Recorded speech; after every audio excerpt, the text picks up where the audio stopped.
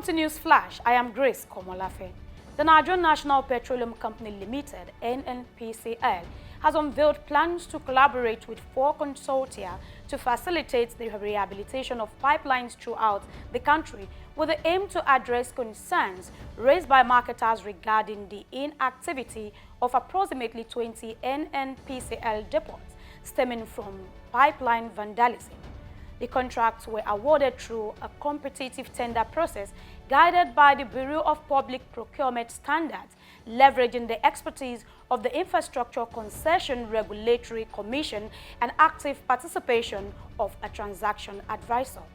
The consortia are tasked with enhancing the integrity and functionality of the pipelines to facilitate the efficiency transportation of crude oil to refineries and the distribution of its products across the country, while the NNPCL retains the continued ownership of the pipelines. Still in Nigeria, the Group Chief Executive Officer of the Nigerian National Petroleum Corporation, NNPC Limited, Mele Kyari, has stated that there is no fuel subsidy in Nigeria. This was made known following a meeting with President Bola Tinubu at the Presidential Villa in Abuja.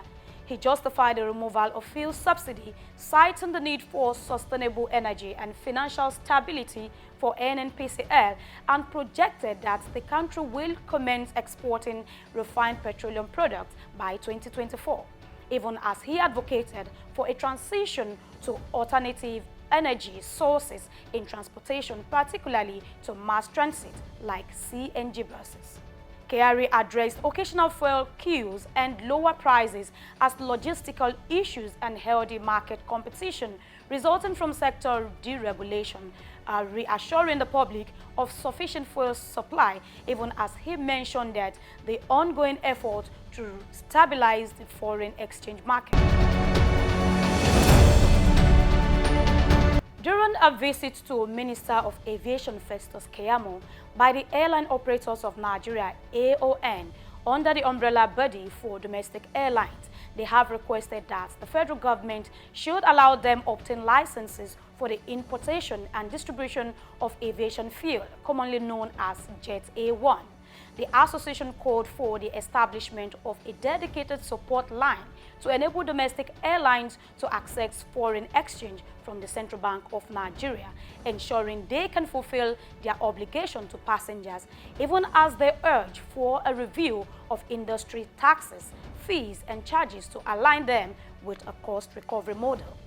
In response, the minister acknowledged the Forex challenge and committed to collaborating with the Central Bank of Nigeria to explore solutions that would provide operators with access to Forex at a reduced interest rate, while underscoring the critical importance of ensuring airline safety for the overall success of the aviation industry.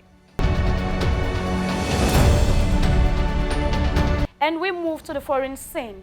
In response to the escalating conflict with Hamas and the heightened violence in Gaza, Palestine territory, several major international airlines have taken steps to reduce their fleets to Tel Aviv, the capital of Israel.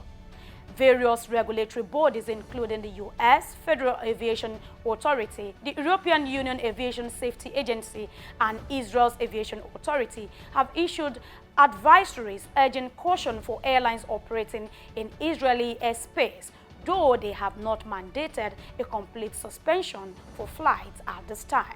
Israel's Civil Aviation Authority has recommended that airlines should carefully review the current security and threat information while also making adjustments to certain air traffic routes, and cautioned that delays should be anticipated. Also, airlines flying to Israel have been advised to carry extra fuel as a precautionary measure.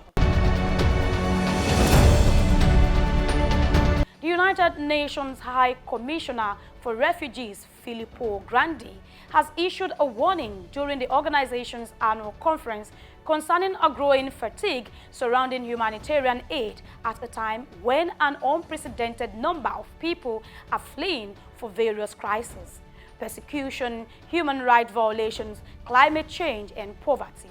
The High Commissioner expressed grave concern about the significant underfunding that is impeding the UNHCR's humanitarian operations, adding that the funding shortfall is not an isolated issue and is affecting numerous humanitarian operations, resulting to substantial cuts to essential services such as food rations and protection measures.